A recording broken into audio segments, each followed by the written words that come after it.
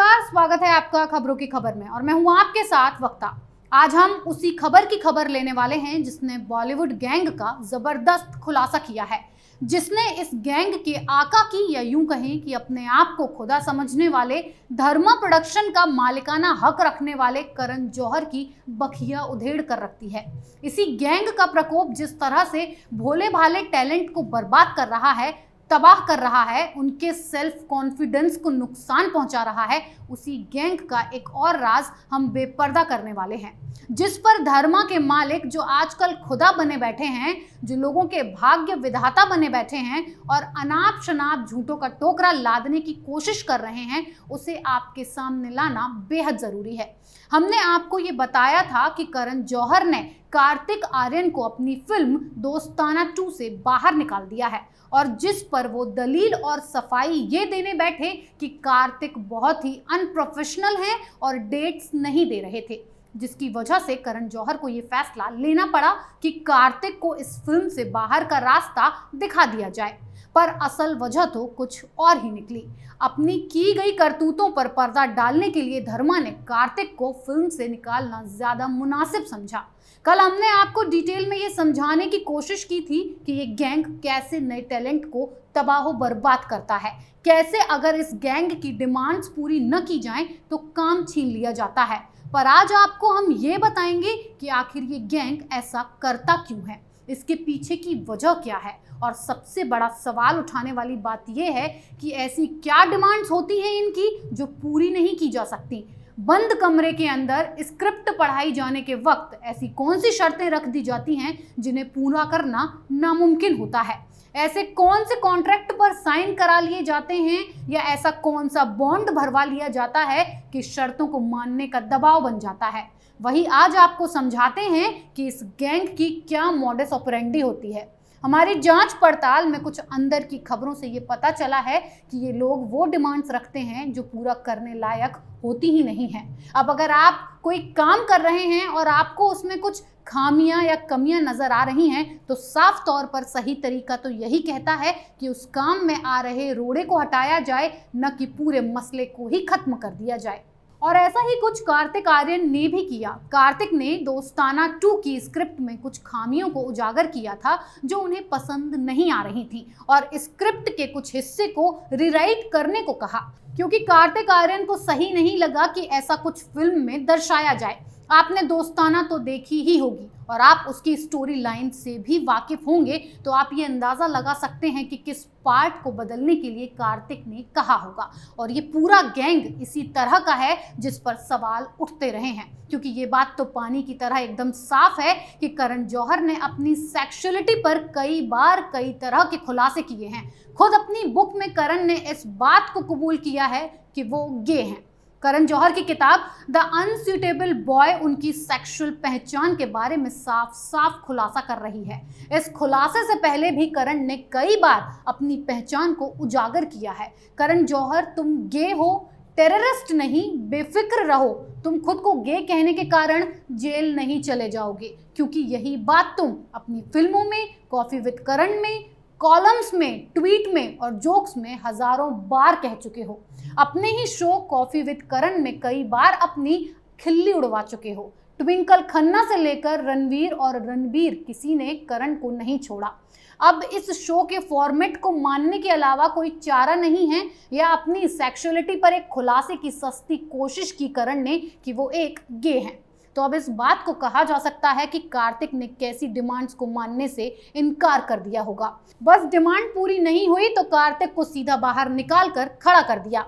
करण जौहर का फंडा एकदम क्लियर है कि इस हाथ ले तो उस हाथ दे, और कार्तिक ने ये लेने देने वाली प्रक्रिया नहीं की तो करण ने कोई और ही प्रक्रिया कर डाली। तुम इतने घटिया कैसे हो सकते हो धर्मा में जौहर दिखाने वाले करण। खैर, ये तो कार्तिक आर्यन ने शायद बहुत बड़ी गलती को अंजाम दे डाला कि गैंग के खुदा को ना कर दिया। साथ ही अपने कैरेक्टर को और खुलकर दिखाते हुए एक और कारनामा किया करण जौहर ने कार्तिक आर्यन को अब इंस्टाग्राम से भी अनफॉलो कर दिया है। पर कहीं ऐसा ना हो कि कुछ ऐसा हो जाए और दोबारा कार्तिक को फॉलो करना पड़ जाए। पर अगर एक ये बात समझी जाए कि ये पर्सनल लड़ाई नहीं है तो फिर अनफॉलो क्यों किया गया। खैर, अपने को खुदा कहने वाले करण पर कंगना ने खुलकर आरोप लगाए हैं कि करण बॉलीवुड में नेपोटिज्म, ग्रुपिज्म और गैंगिज्म को बढ़ावा देते हैं।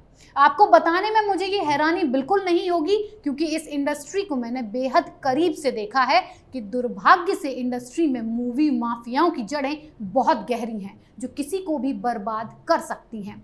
आपको कंगना का एक एग्जाम्पल देती हूँ। रानी लक्ष्मीबाई की फिल्म आती है, मगर आलिया भट्ट बेशर्मी से अपने 5 से 10 मिनट के रोल के लिए हर जगह अवार्ड लेती हैं। मूवी माफिया के कैंप आपस में सेलिब्रेट तक करते हैं, अपने कैंप के एक्टरों को ब्रांड बनाते हैं, उन्हें ही अपनी फिल्मों में साइन करते हैं, वो भी डंके की चोट पर।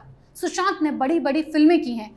छिछोरे अगर किसी स्टार किड ने की होती तो उन्हें बहुत बड़ा स्टार माना जाता।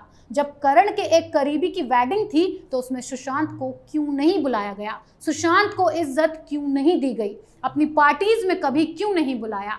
उन्हें एकदम से डिस्क्रेडिट करके क्यों रखा?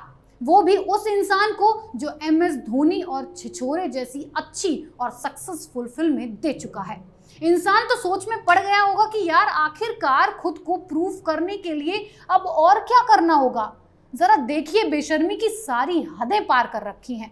कंगना ने अपना वाकया बताया था कि करण ने कंगना से एक फिल्म करवाई थी उंगली, और पूरी साजिश की थी कि कंगना का करियर तबाह कर सकें। पहले कहा कि उनका 45 मिनट का रोल है, बाद में रोल को 10 से 15 मिनट का कर दिया। यही चीज करण ने सुशांत सिंह राजपूत की ड्राइव के साथ की, उसे डिजिटल प्लेटफॉर्म पर डाल दिया। अब ये बात बिल्कुल छिपी हुई नहीं है कि आउटसाइडर्स को ऊंचा उठने से रोकने के लिए साजिशें की जाती हैं। उन साजिशों को अंजाम देने के लिए खुद का पैसा भी लगाकर डुबो देते हैं ये रईसजादे। इन सारी बातों से परे आज कंगना ने करण जौहर पर जमकर ट्वीट किए हैं और कार्तिक के सपोर्ट में उतरी हैं। कंगना ने क्या कहा है ट्वीट में, आपको सुनाती हूँ।